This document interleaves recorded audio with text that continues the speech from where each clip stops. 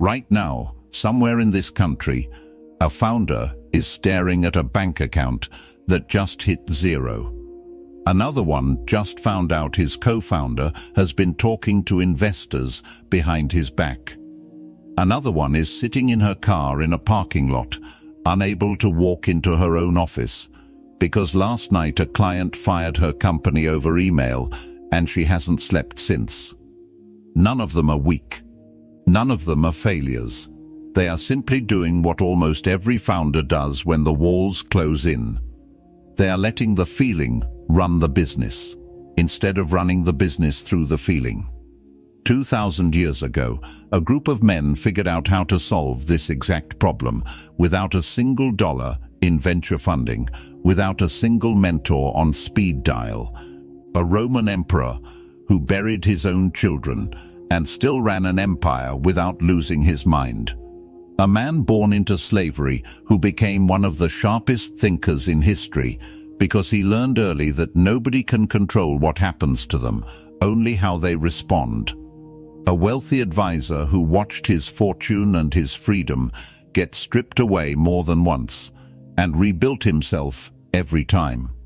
They didn't call it business. They called it Stoicism.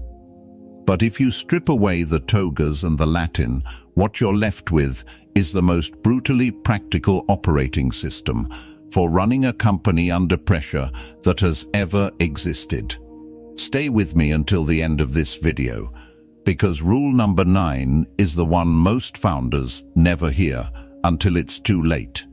The one that decides whether you burn out at 35 or you're still building at 65. If you only take one rule from the next 13 minutes, it should be that one. But you'll understand it fully only once you've walked through the 8 before it. You clicked on this because you already know something is off. You know your business isn't struggling because of a bad market, or a slow quarter, or a competitor who got lucky. It's struggling because your reactions are running the show. Let's fix that. Rule 1. Your reaction is a decision, not a reflex. You open your laptop at 7 in the morning and there's an email from your biggest client. Subject line: we're moving on. No warning, no conversation, just gone. Your chest tightens. Your hands are already typing a reply full of everything you wish you'd said months ago. Stop. Marcus Aurelius wrote something in his private journal, never meant for publication, that founders 2,000 years later still need to hear. He said it isn't the event itself that disturbs you. It's the story you tell yourself about the event.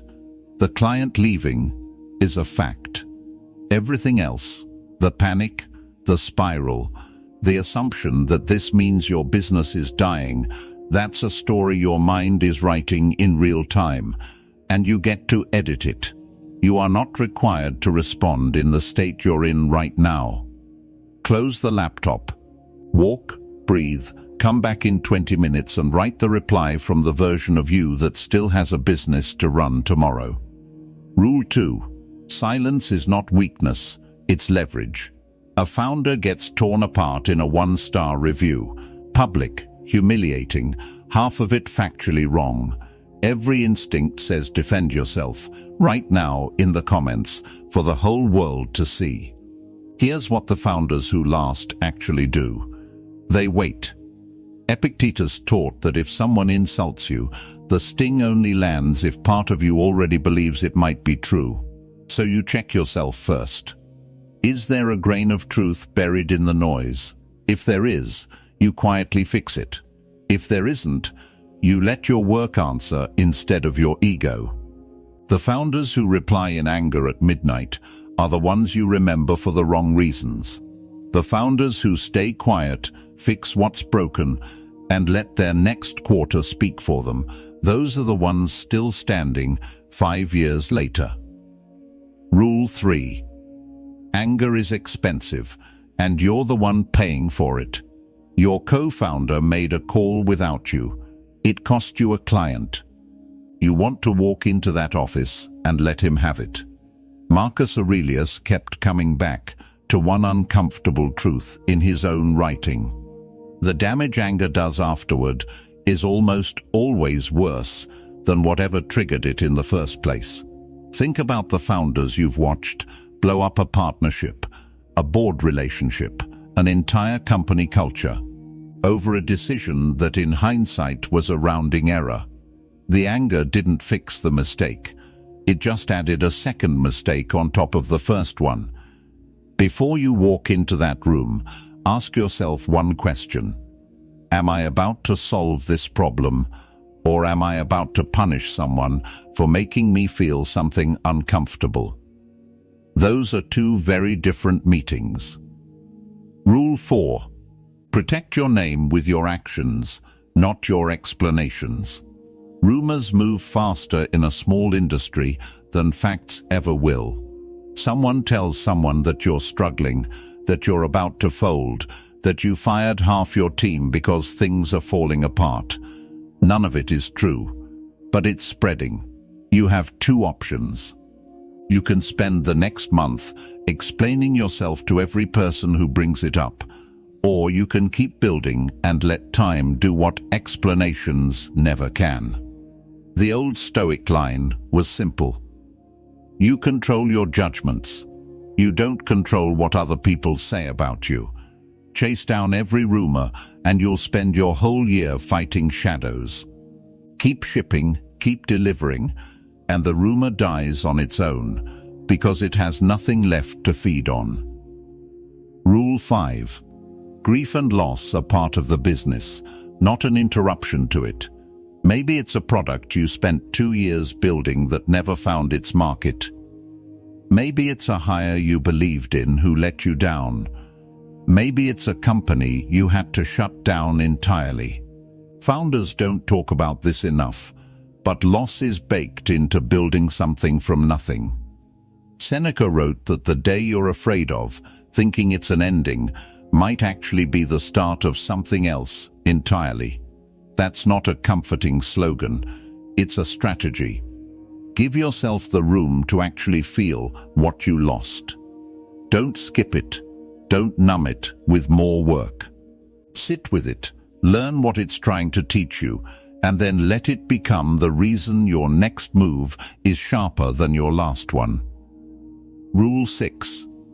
Ignorance around you is not your emergency.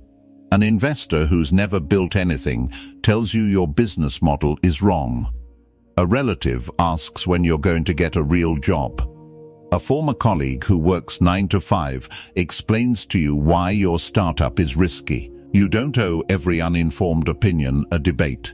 The people who built things that lasted, the ones history actually remembers, they understood this. You control your own effort and your own standards. You do not control whether the person next to you understands what you're building. Save your energy for the work. Let the results answer the people who never asked the right questions in the first place. Rule 7. Let your work outlast the whisper campaign. This one's close to Rule 4, but it deserves its own space, because it happens at a different stage of growth.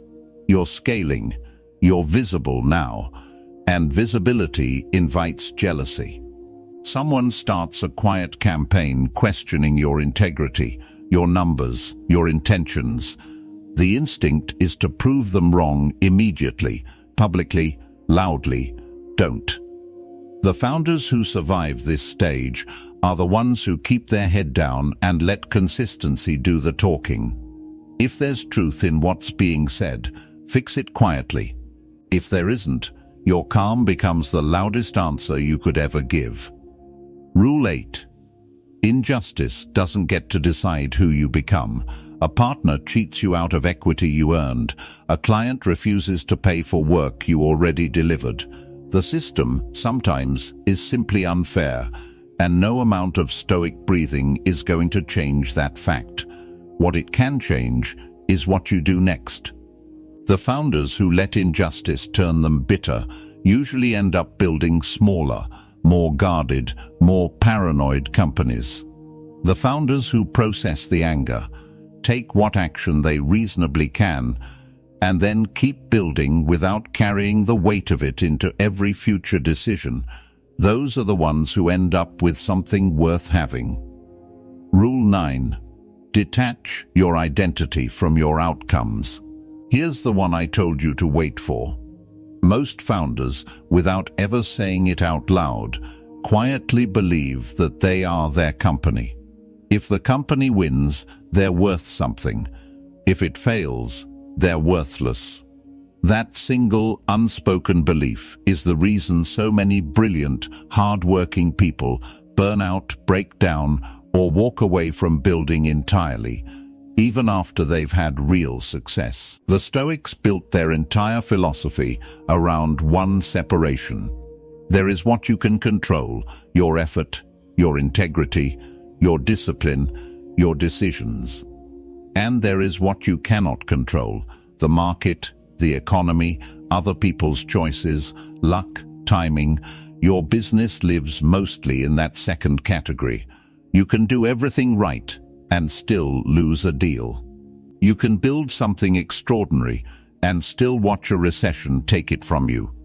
The founder who ties his entire worth to whether the business succeeds is building his identity on the one thing he was never fully in control of. The founder who ties his worth to how honestly he showed up, how disciplined he was, how well he treated people along the way. That founder can survive a failed company and come back stronger, because failure never touched who he actually is. This is the difference between the founders who quit after their first real collapse and the ones who are still building their third or fourth company a decade later. Not talent, not luck. This one separation. If you've made it this far, you already understand something most people never will. The business you're building is not just a company. It's a daily test of who you're becoming under pressure. Every reaction you choose, every silence you hold, every piece of anger you manage instead of unleash, that's the real product you're shaping. The revenue is just the byproduct. If this gave you something to sit with today, tap that like button so more founders dealing with the exact same pressure can find it.